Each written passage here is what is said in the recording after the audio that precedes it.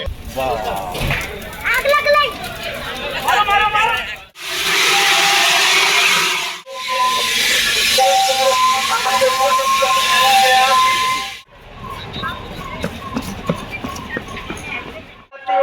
आप लोग प्रयास कीजिए सही सुरक्षित जगह ऊपर हम लोग निकल जाए।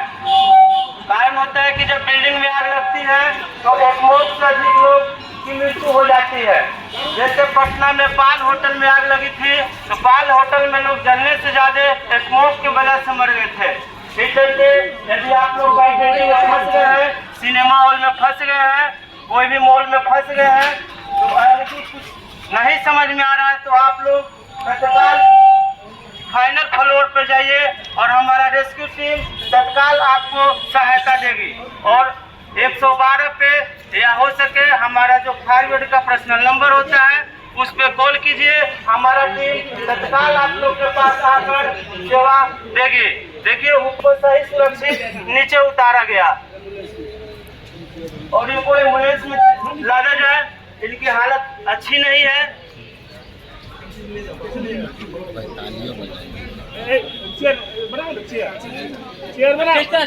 हमारे रेस्क्यू टीम कहाँ है?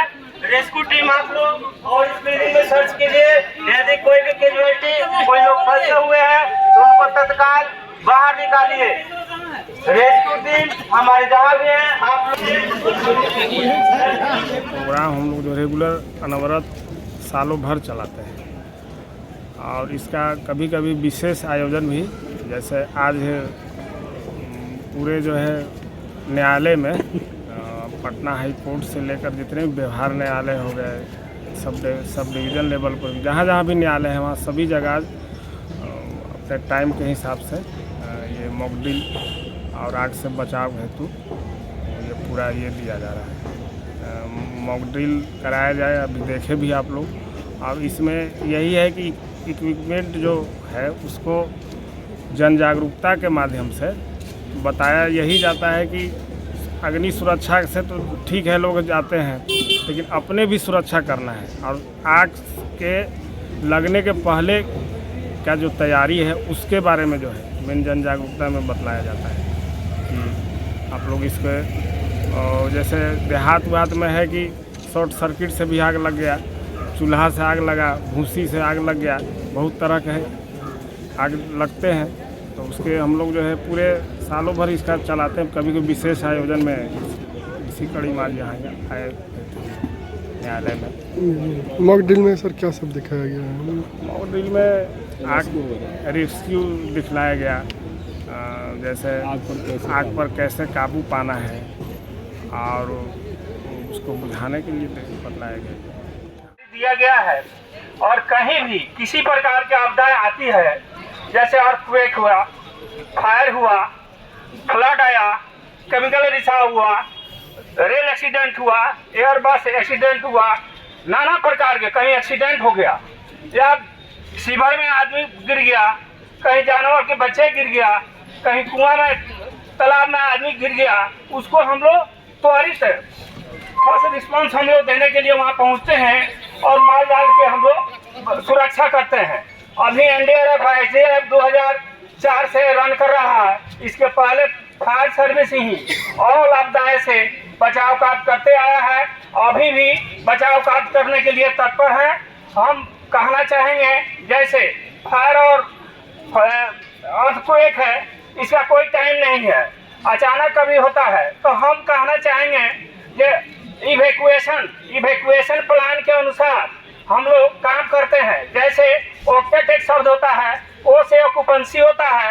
अगर किसी भी कार्यालय, विद्यालय, फैक्ट्री या हाई राइज बिल्डिंग हो, मॉल हो, जहाँ भी अधिक आदमी आने जाने का आते जाते रहते हैं, कार्य करते हैं, अचानक अगर अर्थक्वेक आ गया, भूकंप आ गया, तो उसमें से कैसे हमको इवैक्यूएशन मैंने निकालने की योजना पहले बनाया जाना चाहिए।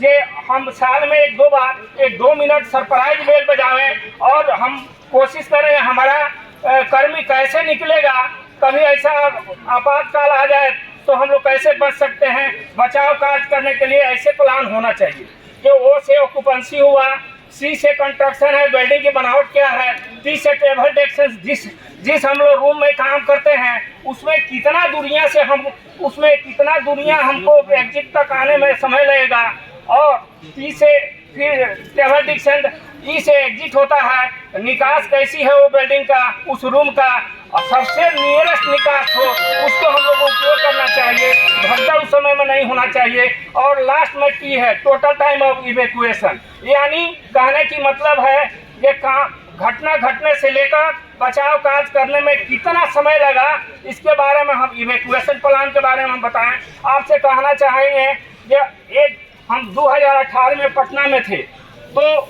मैंने बताना चाहेंगे सच्चाई बात कि चीफ जस्टिस महोदय के घर में अचानक आग लग गई। हम लोग बिना बिजली के बिना गैस के हम लोग जी नहीं सकते हैं।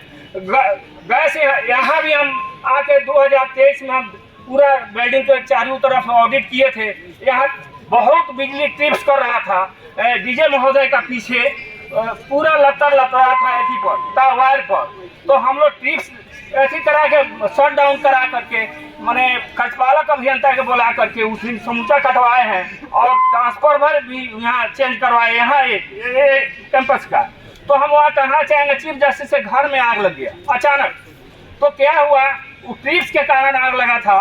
तो हम लोग फ्यूचर में क्या क्या इक्विपमेंट लगता है इलेक्ट्रिशियन का, वो हम लोग अच्छा इलेक्ट्रिशियन से माप नहीं कराते हैं। 10-20 साल के दिन में कितना सामान लग जाएगा हमारे घर में, तो उसको हम लोग अच्छा इलेक्ट्रिशियन को बुला करके और लोड को माप करा करके वैसे उसके मुताबिक हम लोग वायर कराएं, और कॉपर वायर कराएं। 8 mm हो, 10 mm हो, 16 mm हो, 12 mm हो, जैसा सेशन मिले वैसा होना चाहिए। हम चीफ जस्टिस महोदय का आवास पर गए जो रेडियो स्टेशन के बगल में है, हमसे वो क्वेश्चन किया कि इसमें आग कैसे लग गया फायर अफसर। तो हमने बताया कि श्रीमान हमको बोलने का मौका दिया जो हम बताते हैं। ये आपका ग्रीन बिल्डिंग में आता है। तो ग्रीन बिल्डिंग होता क्या है, तो 4-5 एकड़ की जमीन है, वहाँ 20 सेंटर में मकान बना है, 80 साल पुराना मकान है, अंग्रेज के समय में बनाया गया बिल्डिंग है। 20 फीट उसका सेलिंग है, जमीन से हाइट है, 1 मीटर उसका वेंटिलेशन है, 15 से 20 इंच उसका दीवार वाल है। बहुत बढ़िया मकान है, लेकिन उसमें इस सोच के उस समय में नहीं बना था कि